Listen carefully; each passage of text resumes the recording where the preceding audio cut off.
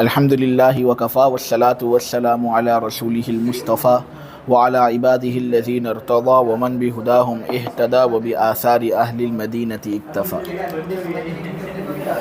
تعریف المفسر وحکمہ ومثالہ ولو ترجح بعض وجوہ المشترک ببیان من قبل المتکلم کان مفسرا وحکمہ انہ یجب العمل به یقینا۔ مثالہ اذا قال لفلان علی عشرۃ دراہم من نقد بخارا فقوله من نقد بخارا تفسیر له فلولا ذلك لكان منصرفا الى غالب نقد البلد بطریق التأویل فيترجح المفسر فلا يجب نقد البلد۔ اس عبارت کے اندر صاحب اصول الشاشی رحمۃ اللہ علیہ مفسر کی تعریف، اس کا حکم اور اس کی مثال کو بیان کرنے والے۔ مشترک اس لفظ کو کہتے ہیں جو چند معنی کے لیے وضع کیا گیا ہو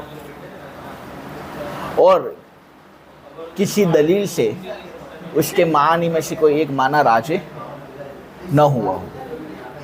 تو اگر کوئی لفظ مشترک ہے جو چند معنی پر دلالت کرتا ہے اور دلیل ظنی کے ذریعے سے خبر واحد یا قیاس یا کلام کا سیاق و سباق وغیرہ وغیرہ کے ذریعے سے آدمی نے مشترک کے چند معنی میں سے کوئی ایک معنی متعین کیا، تو یہ تعویل کے طریق سے ایک معنی متعین کرنا ہوا، اس کو مؤول کہتے ہیں۔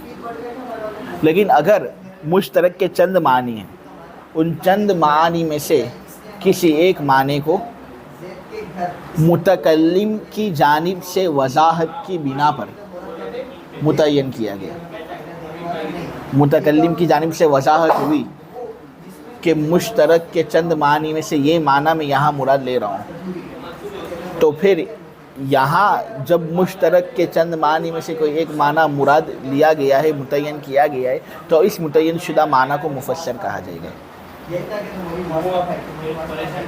بات سمجھ میں آ گئی؟ تو اگر مشترک کے چند معنی میں سے کسی ایک معنی کو دلیل ظنی کے ذریعے متعین کیا جائے تو اس کو مؤول کہا جاتا ہے، اور اگر مشترک کے چند معنی میں سے کسی ایک معنی کو متکلم کی جانب سے وضاحت کی بنا پر متعین کیا گیا تو پھر اس کو مفسر کہا جاتا ہے۔ مؤول کا حکم تو یہ تھا کہ اس پر عمل کرنا واجب تھا غلطی کے احتمال کے ساتھ، کہ جب تک غلطی کا علم ہم کو نہیں ہوتا تب تک اس پر عمل کرنا واجب، لیکن جب غلطی کا علم ہم کو ہو جائے تو پھر اس پر عمل کو ہم کو چھوڑنا پڑے گا۔ مفسر کا حکم مؤول کے مقابلے میں قوی ہے۔ مفسر کا حکم یہ ہے کہ یہاں پر چونکہ متکلم کی جانب سے خود وضاحت آ چکی ہے، خود وہ اپنی مراد واضح اور ظاہر کر رہا ہے کہ مشترک کے چند معنی میں سے یہ معنی یہاں پر مراد ہے، اور اس دلالت کے اندر وہ قطعی ہے، یقینی ہے، اس لیے مفسر کا حکم یہ ہے کہ اس پر عمل کرنا یقین کے ساتھ ضروری ہے۔ اس کے اندر غلطی کا احتمال نہیں ہوتا، خطا کا احتمال مفسر کے اندر نہیں ہوتا، کیونکہ متکلم نے جب خود اپنی مراد ظاہر کر دی تو اب اس میں خطا کا احتمال باقی نہ رہا، اس کا حکم تو قطعی ہوگا، مؤول سے یہ مفسر زیادہ راجح ہوگا۔ مفسر کی مثال صاحب اصول الشاشی نے یہ دی کہ ایک آدمی ہے ایسا جو اپنے قرضے کا اعتراف کر رہا ہے، اس نے کسی دوسرے آدمی سے قرضہ لیا تھا، اب وہ اس کا اعتراف کر رہا ہے، تو اعتراف کرتے وقت وہ یہ کہہ رہا ہے علی عشرۃ دراہم من نقد بخارا، کہ فلاں آدمی کے میرے ذمے 10 دراہم ہیں۔ اب یہاں صفت کو تو ابھی بیان نہیں کیا گیا، لیکن پھر وہ بعد میں جا کر کہتا ہے کہ وہ 10 دراہم بخارا کے سکوں میں سے شمار کیے جائیں گے، کوئی دوسرے سکے میں یہاں پر مراد نہیں لے رہا ہوں، بلکہ میں بخارا کے سکوں کو مراد لے رہا ہوں۔ تو دیکھو یہاں پر یہ آدمی اپنے قرضے کا اعتراف کر رہا ہے، اور اعتراف کرتے ہوئے یہ کہہ رہا ہے علی عشرۃ دراہم من نقد بخارا۔ یہاں اس نے قرضے کی مقدار کو بھی متعین کر دیا اور قرضے کی صفت کو بھی متعین کر دیا، لہٰذا یہ جو بات علی عشرۃ دراہم جو کہی گئی اس کے اندر پہلے اشتراک تھا کہ چند معنی پر دلالت کر سکتا تھا، یا تو 10 دراہم سے بخارا کے سکے مراد لیے جا سکتے تھے، یا 10 دراہم سے کسی اور جگہ کے سکے مراد لیے جا سکتے تھے، 10 دراہم سے سمرقند کے سکے شاید مراد لیے جا سکتے تھے، 10 دراہم سے جزیرے کے سکے مراد لیے جا سکتے تھے. لیکن پھر آگے خود متکلم اپنے جملے کی وضاحت کر رہا ہے اور یہ کہہ رہا ہے کہ مشترک کی چند معانی میں سے بخارا کے سکے والا معنی زیادہ راجح ہے. خود متکلم اپنی مراد کو واضح کر رہا ہے تو اب اس میں خطا کا احتمال باقی نہ رہا، اس کا مدلول بالکل قطعی ہو گیا. اور یہ بات لازم ہوئی کہ یہاں جو قرض کی ادائیگی اس کو کرنی ہے وہ قرض بخارا کے سکوں کی شکل کے اندر ادا کرنا ہے، یہی سکے متعین ہوں گے، اس کے علاوہ کوئی اور سکہ متعین نہیں ہوگا. تو یہ مفسر کی مثال تھی. کس کی مثال تھی یہ؟ لہٰذا اگر یہاں پر وہ من نقدی بخارا نہ کہتا بلکہ فقط علیہ عشرۃ دراہم کہتا، فقط علیہ عشرۃ دراہم اگر وہ کہتا، من نقدی بخارا نہ کہتا، تو اس صورت میں یہاں ہم کو تعویل کرنی پڑتی کہ 10 دراہم سے کون سے دراہم مراد ہیں؟ بخارا کے سکے مراد ہیں، سمرقند کے سکے مراد ہیں، جزیرے کے سکے مراد ہیں، کہاں کے سکے مراد ہیں؟ تو پھر ہم تعویل کرتے اور کہتے کہ یہاں وہ شخص جو قرضہ لے رہا ہے اور وہ شخص جس سے قرضہ لیا گیا وہ کون سے شہر سے تعلق رکھتے ہیں. جب ہم کو پتہ چل جائے گا کہ وہ کون سے شہر سے تعلق رکھتے ہیں تو پھر ہم یہ کہیں گے کہ دیکھو یہاں پر 10 دراہم کو مطلق رکھا گیا، اس کی کسی صفت کو بیان نہیں کیا گیا، صفت کے بغیر یہ بات کہہ دی گئی کہ 10 درہم مجھ پر لازم ہے، اور جب چیز مطلق ہو تو اس کو اس کے فرد کامل کی طرف پھیرا جاتا ہے. لہٰذا یہاں پر 10 درہم کو فرد کامل کی طرف پھیرا جائے گا. اور ہم دیکھتے ہیں کہ یہاں فرد کامل 10 درہم کا وہ ہے جس کا چلن لوگوں کے مابین عام ہو، جس کا رواج لوگوں کے مابین عام ہو، جس کا رواج سب سے زیادہ ہو. تو اس لیے ہم یہ کہیں گے 10 دراہم سے مراد وہ 10 دراہم ہیں جو سب سے زیادہ شہر میں چلتے ہوں، جس کا سکہ سب سے زیادہ شہر کے اندر عام ہو، وہ 10 دراہم یہاں پر مراد ہوں گے. نیز مطلق کا ایک اور قاعدہ ہے کہ مطلق کو عرف پر محمول کیا جاتا ہے، اور عرف کے اندر وہ سکہ یہاں پر مراد ہوگا جس کا چلن سب سے زیادہ ہو. لہٰذا اگر یہاں پر قرضے کا اعتراف کرتے وقت قرضہ لینے والا فقط یہ کہے علیہ عشرۃ دراہم، تو اس کے اندر ہم کو تعویل کرنی پڑے گی، اور تعویل سے ہم یہ معنی متعین کریں گے کہ یہاں پر مراد وہ سکہ ہے، وہ 10 درہم ہے جو سب سے زیادہ شہر کے اندر چلتے ہوں، شہر کے اندر جس کا چلن سب سے زیادہ ہو وہ یہاں پر مراد ہوگا. لہٰذا پھر اس پر سب سے زیادہ رائج سکوں میں سے 10 دراہم کی ادائیگی لازم ہوگی، اس میں سے وہ 10 دراہم کی ادائیگی کرے گا. تو اس پر عمل کرنا ہمارے لیے ضروری ہوگا، لیکن خطا کے احتمال کے ساتھ کہ جب تک ہماری غلطیاں ہمارے سامنے واضح نہیں ہوتی تب تک ہم اس پر عمل کریں گے، ورنہ پھر اس سے رجوع ہو جائے گا، اس کو چھوڑ دیا جائے گا. تو یہ تو تھا اس وقت اگر علیہ عشرۃ دراہم محض کہہ دیا جاتا. لیکن آپ یہاں دیکھ سکتے ہیں علیہ عشرۃ دراہم کہا گیا، لیکن اس کے بعد متکلم خود اپنی جانب سے کہہ رہا ہے من نقدی بخارا، خود وضاحت کر رہے کہ میری مراد عشرۃ دراہم سے بخارا کے سکے تھے، سمرقند جزیرے کے سکے یہاں پر مراد نہیں، نہ وہ سکے مراد ہیں جس کا چلن شہر کے اندر سب سے زیادہ ہو. لہٰذا مفسر کو معول پر ترجیح حاصل ہوگی، اور ظاہر ہے یہ ترجیح کیونکہ مفسر دلیل قطعی ہے، یہ دلیل قطعی اور یقینی دلیل سے ثابت ہوتا ہے، جبکہ معول دلیل ظنی سے ثابت ہوتا ہے. معول کے اندر غلطی کا احتمال ہے جبکہ مفسر کے اندر غلطی کا احتمال نہیں. لہٰذا جس کے اندر غلطی کا احتمال نہیں اور جس کا ثبوت دلیل قطعی سے ہو رہا ہو، یقینی دلیل سے ہو رہا ہو، اس کو ترجیح حاصل ہوگی اس معول پر جس کا ثبوت دلیل ظنی سے ہو رہا ہے اور جس کے اندر غلطی کا احتمال ہے. لہٰذا اگر کوئی آدمی علیہ عشرۃ دراہم کہہ دے پھر اس کے بعد کہہ دے من نقدی بخارا، تو بخارا کے سکوں میں سے ہی 10 درہم اس پر لازم ہوں گے. شہر کے اندر سب سے زیادہ چلنے والا سکہ مراد ہو اس سے نہیں، وہ تو معول کو مفسر پر ترجیح حاصل نہیں ہوگی. سب سے زیادہ چلنے والے سکے مراد نہیں ہوں گے بلکہ بخارا کے سکے ہی مراد ہیں. ٹھیک ہے، یہ مفسر کی تعریف آپ کے سامنے بیان ہوئی، اس کا حکم آپ کے سامنے بیان ہوا، اور اس کی مثال بھی آپ کے سامنے واضح ہوگی. میں عبارت کا ترجمہ کر لیتا ہوں. مفسر کی تعریف اور اس کا حکم اور اس کی مثال. اگر مشترک کے چند معنی میں سے کوئی ایک معنی متکلم کی جانب سے، بات کرنے والے کی جانب سے وضاحت کی بنا پر متعین ہو جائے تو پھر وہ متعین شدہ معنی مفسر ہوگا۔ اس کا حکم یہ ہے کہ اس پر یقینی طور پر عمل کرنا ضروری ہے۔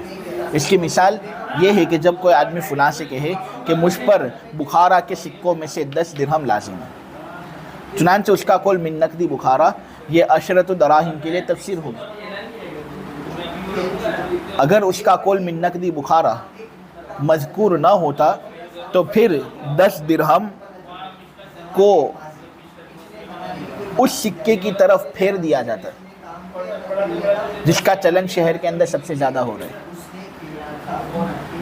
تعویل کے طریق سے، تعویل کو اپنانے کے نتیجے میں۔ مگر چونکہ یہاں متکلم کا بیان موجود ہے، من نقدی بخارا موجود ہے، اس لیے مفسر مؤول پر راجح ہوگا، اور شہر کے اندر جو سب سے زیادہ چلنے والا سکہ ہے وہ واجب نہیں ہوگا، بلکہ کون سے سکے واجب ہوں گے؟ بخارا کے جو سکے ہیں وہ واجب ہوں گے۔ فصل فی الحقیقت والمجازی، تعریف الحقیقت والمجازی۔ الحقیقت کل لفظ وضعه وادع اللغة بإزاء شيء فهو حقیقت له ولو استعمل في غیره يكون مجازا لا حقیقتا۔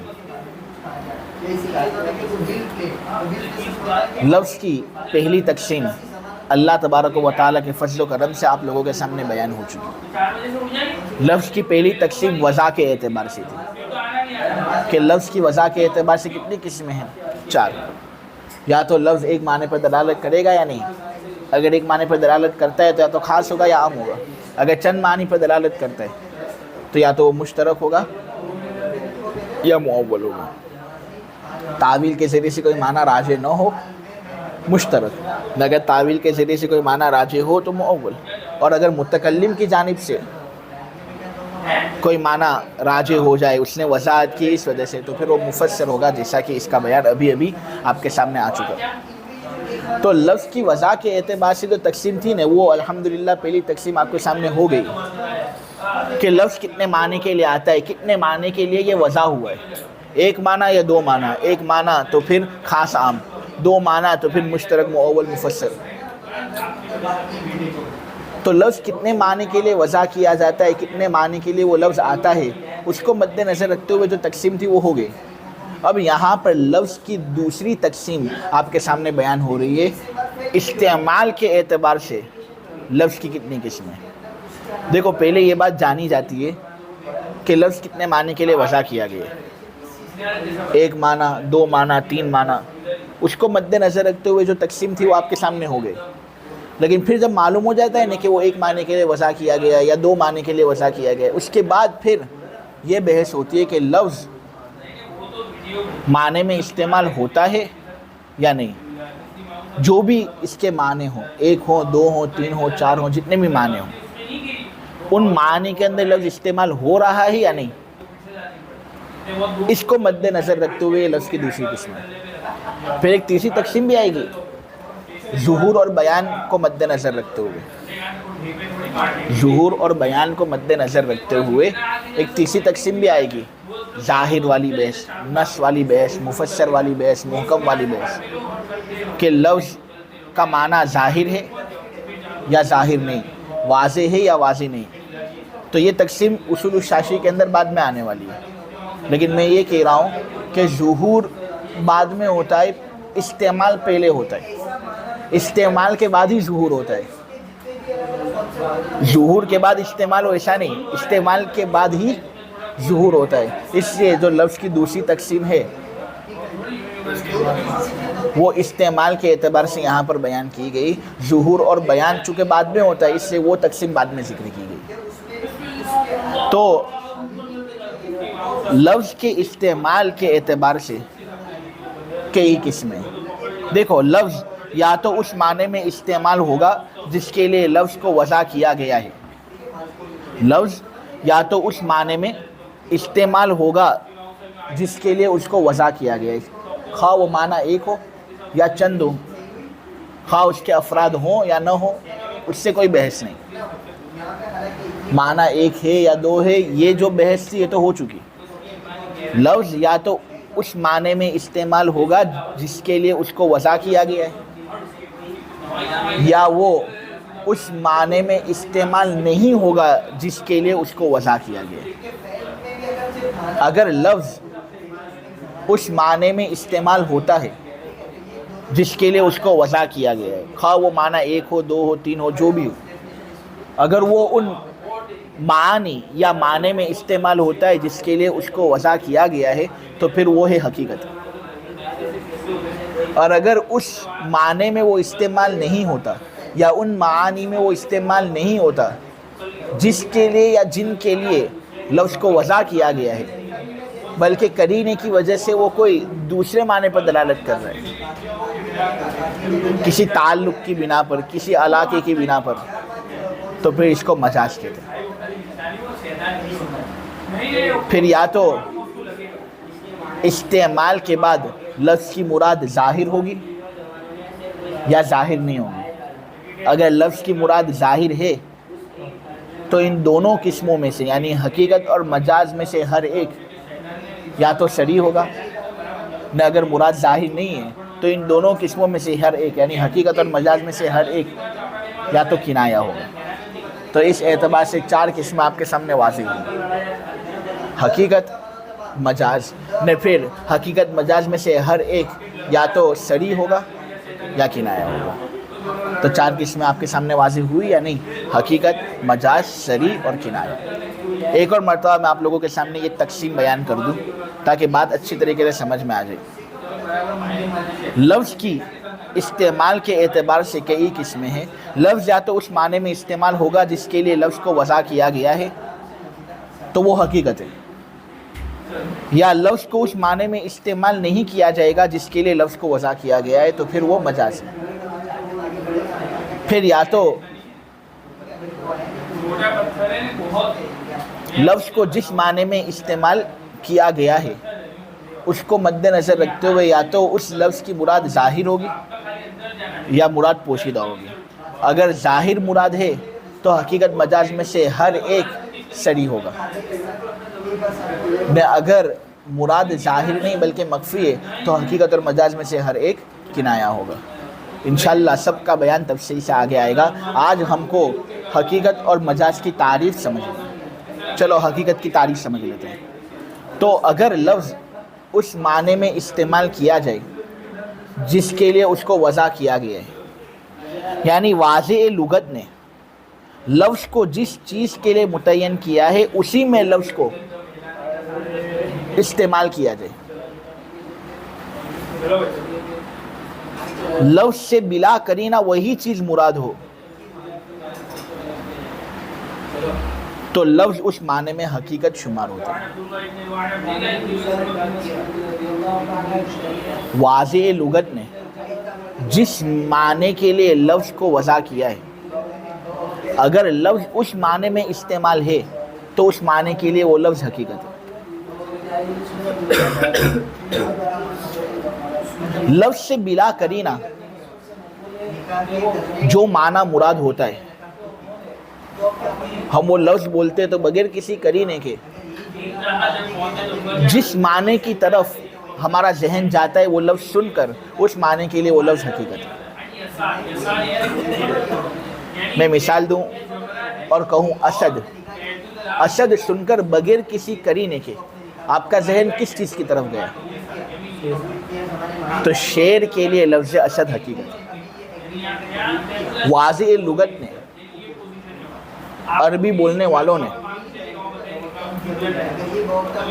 جس معنی کے لیے لفظ کو متعین کیا، جب لفظ وہ معنی ادا کرے تو اس معنی کے لیے وہ لفظ حقیقت ہوتا ہے.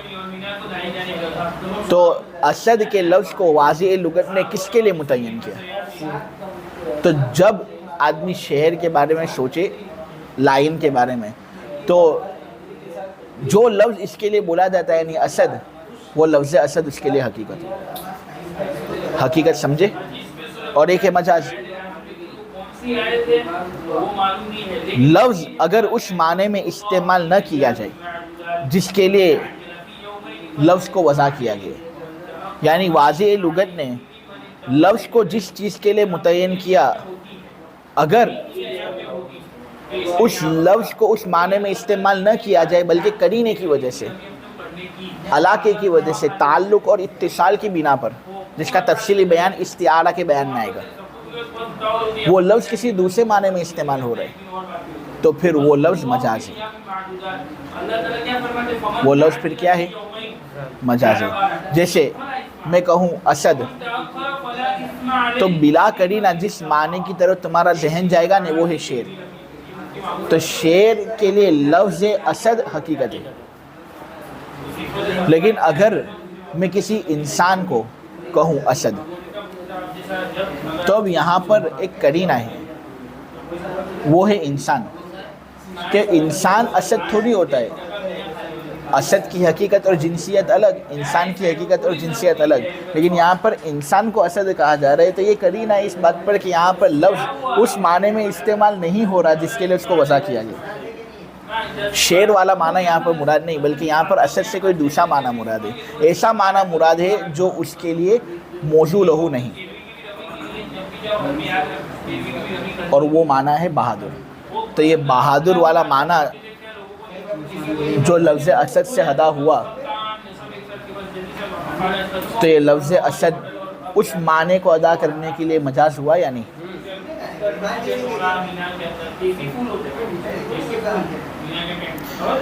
مجاز کے اندر قرینے کا ہونا ضروری ہے۔ جیسے کہ آدمی کہ رأیت اسدا فی الحمام، میں نے واش روم کے اندر ایک شیر دیکھا۔ واش روم میں شیر ہوتا ہے، یہ قرینہ ہے جو ہمیں بتا رہا ہے کہ اسد اس معنی میں مراد نہیں جس معنی کے لیے اس کو وضع کیا گیا ہے، بلکہ یہ اس سے تجاوز کر رہا ہے، کوئی دوسرا معنی اس سے مراد ہے، اور وہ دوسرا معنی کیا ہے؟ بہادر۔ تو بہادر والے معنی کے لیے لفظ اسد مجاز ہوا یا نہیں؟ آدمی یہ کہے صافحت اسدا، میں نے اسد سے مصافحہ کیا۔ اب اگر اسد کا حقیقی معنی شیر مراد ہوتا تو اس سے مصافحہ ممکن ہے؟ بہت مشکل ہے، مصافحہ تو انسان کرتا ہے۔ تو یہاں پر آدمی کہہ رہا ہے میں نے اسد سے مصافحہ کیا، تو ضرور انسان کے بارے میں یہ بات کہہ رہا ہے، تو انسان کے بارے میں جب اسد بولا جائے تو پھر بہادر والا معنی مراد ہوتا ہے، کیونکہ یہی ہے وہ معنی جس کے اندر تعلق ہے، علاقہ ہے، جیسا کہ اس کے بارے میں بحث استعارہ کے بیان میں ہوئی۔ تو یہ بہادر والے معنی کے ادائیگی کے لیے جو لفظ اسد کو استعمال کیا گیا، یہ لفظ اسد مجاز ہے۔ کوئی آدمی کہے رأیت اسدا یرمی، میں نے دیکھا ایک شیر کو کہ وہ پھینک رہا ہے۔ اب شیر پھینکتا نہیں، پھینکتا تو کون ہے؟ انسان۔ تو یہاں پر پھینکنے کی نسبت شیر کی طرف کی گئی، اس کے اندر ہم کو ایک قرینہ ملا جو یہ بات بتا رہا ہے کہ یہاں پر لفظ اسد اس معنی کے اندر استعمال نہیں ہو رہا جس کے لیے اس کو وضع کیا گیا ہے، بلکہ یہ کوئی دوسرے معنی کے لیے استعمال ہو رہا ہے، اور وہ ہے بہادر والا معنی۔ تو اس بہادر والے معنی کے لیے جو لفظ اسد کو استعمال کیا گیا وہ لفظ اسد مجاز ہے۔ تو آپ کو حقیقت کس کو کہتے ہیں، مجاز کس کو کہتے ہیں، اچھی طریقے سے سمجھ میں آ گیا؟ تو اب عبارت ترجمہ کر لیتے ہیں۔ یہ فصل حقیقت اور مجاز کے سلسلے میں ہے۔ حقیقت اور مجاز کی تعریف۔ حقیقت ہر وہ لفظ ہے جس کو واضح لغت نے کسی چیز کے مقابلے میں وضع کیا تو وہ لفظ اس شے کے لیے حقیقت ہے۔ کسی چیز کے مقابلے میں واضح لفظ نے اس کو وضع کیا تو وہ لفظ اس شے کے لیے حقیقت ہے۔ کسی چیز کے مقابلے میں یعنی کوئی معنی ادا کرنے کے لیے، کسی چیز کے مقابلے میں یعنی کوئی معنی ادا کرنے کے لیے واضح لغت نے اس کو وضع کیا تو اس معنی کے لیے وہ لفظ حقیقت ہوتا ہے، اور اگر اس کو اس معنی کے علاوہ کسی اور معنی میں استعمال کیا جائے تو پھر وہ مجاز ہوگا، حقیقت نہیں ہوگا۔ دیکھو یہ جو فصل آپ کے سامنے بیان ہوئی نا، اس کے اندر سب سے پہلی بحث حقیقت پر ہوگی، مجاز کے بارے میں بحث بعد میں ہوگی، اس لیے کہ اصل حقیقت ہے، مجاز غیر اصل ہے، لہٰذا اصل کے بیان کو غیر اصل کے بیان پر مقدم کیا، اور اس فصل کے اندر حقیقت کے ساتھ مجاز کو بھی ساتھ ساتھ ذکر کیا جائے گا، یعنی دونوں کو ساتھ میں یہاں پر بیان کیا۔ وجہ اس کی یہ ہے کہ آدمی جانتا ہے کہ بہت سی چیزیں ایسی ہوتی ہے کہ وہ اسی وقت اچھی طریقے سے سمجھ میں آتی ہے جب ان کی ضد کو بھی بیان کیا جاتا ہے۔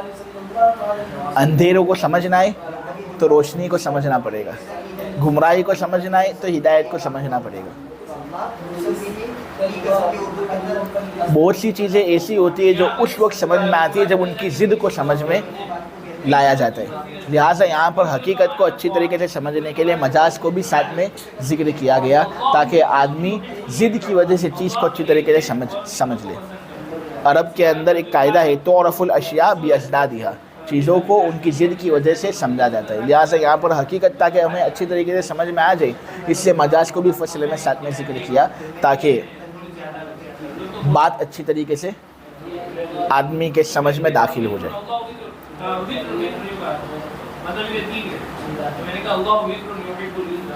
یا پھر یہ بھی کہہ سکتے ہیں کہ حقیقت اور مجاز کو ایک فصل کے اندر جمع کرنے کی حکمت یہ ہے کہ دونوں خاص عام مشترک معول ہونے میں شریک ہوتے ہیں، کہ جس طرح حقیقت خاص بھی ہو سکتا ہے، عام بھی ہو سکتا ہے، مشترک بھی ہو سکتا ہے، معول بھی ہو سکتا ہے، تو اسی طرح مجاز بھی خاص ہو سکتا ہے، عام ہو سکتا ہے، مشترک بھی ہو سکتا ہے، معول بھی ہو سکتا ہے۔ تو چونکہ یہ خاص عام وغیرہ ہونے میں شریک ہیں ایک دوسرے کے، اس سے اس شرکت کی بنا پر دونوں کو ساتھ میں ذکر کیا گیا۔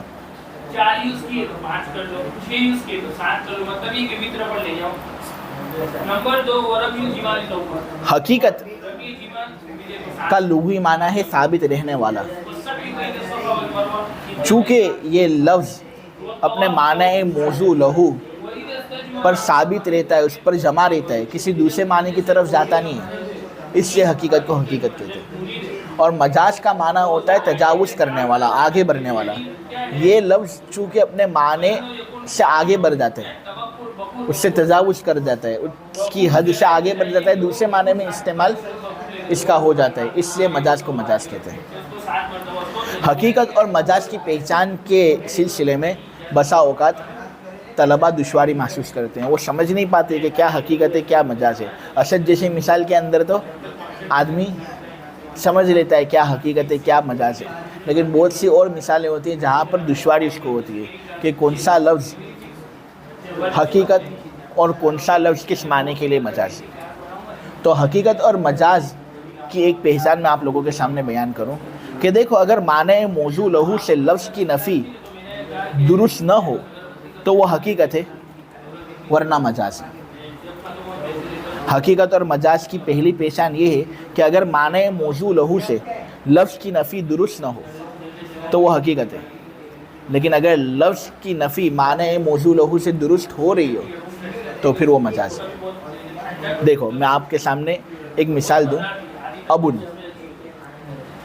یہ عربی کے اندر ایک ایسا لفظ ہے جو باپ پر بھی بولا جاتا ہے اور دادا پر بھی بولا جاتا ہے، ٹھیک ہے؟ اب باپ اور دادا میں سے کوئی ایک لفظ حقیقت ہوگا، کوئی ایک لفظ مجاز ہوگا۔ ہم کہیں گے باپ اور دادا میں سے